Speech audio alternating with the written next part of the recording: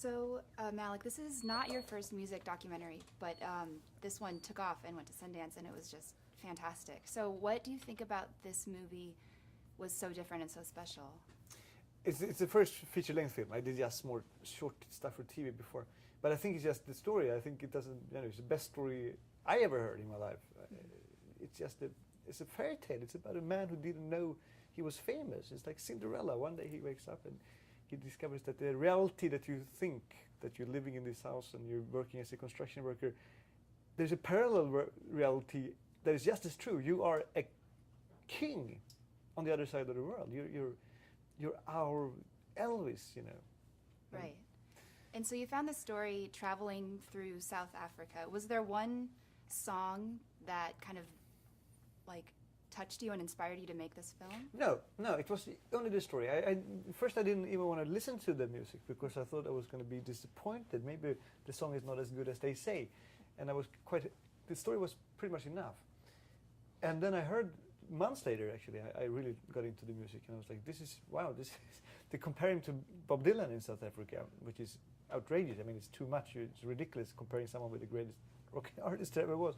But it makes sense if you listen to it. It's pretty similar. It's pretty good. The quality is on that level. Like, it really is.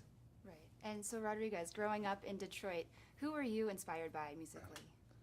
Well, Morgan, I'm born and bred in Detroit, and we have a lot of radio stations. And so we hear a lot of music, like from Canada, from everywhere, and all the. So pretty much, just about any kind of music affects me as to lyrics or arrangements.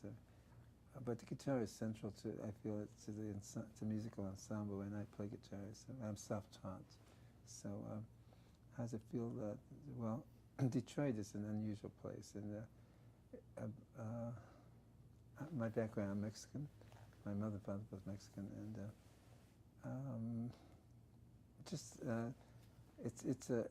I'm urban as opposed to rural, and so I'm comfortable in any city, and so those issues I think encompass us all who live in the urban centers. Right, and I think your sound too is so, like today, if it was put out now, it's so different and unique, and that's what people look for today. Do you think your record, if it was put out now, would have been a commercial success right off the bat? I want to speak to the quality of the recording. I had good producers, I had great musicians. Dennis Coffey is on the first one as a lead guitar player. Chris Spedding is on the second one. I mentioned Steve Rowland because he's a full production. He had cellos, violas, full violin sections. He has a Stradivarius on the album, and he picked all of that. He's the arrangers and like that, and not just the songs. But to see that done is quite something, and it was an entry level that was pretty high already. It cost $26,000 to produce that second album, and I thought everything was going well, but it didn't happen, so like that. Right. Okay, so after this film premieres, do you think it's going to change your life, and do you want it to?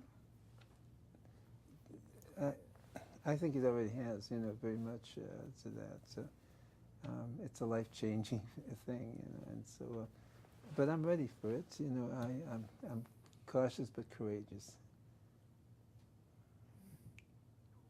Do you think it's going to change your life and just kind of the prospects for the future in movie making?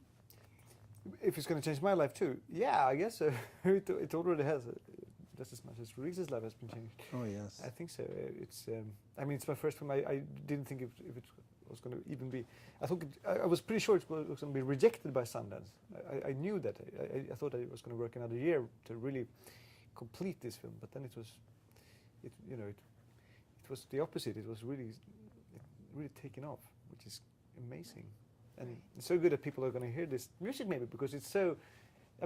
That's a film you see once and then you're done with it, but the music stays with people. In South Africa they say that we made love to music, we made war to music. It really gets into people's lives, and Release the Songs has that quality that it really becomes a friend of yours almost. I was told that a lot of soldiers that defended South Africa, my big fan base is Afrikaans, and anyway, they defended it, and they would trade off the cassettes. That was the time. That was the technology then. So that's how they got to it. And then it was bootleg to Australia, which I got a quote unquote fan base there as well. Great. Well, better late than never. So. Thanks. Thank you Better late so than much. never, exactly. Yes.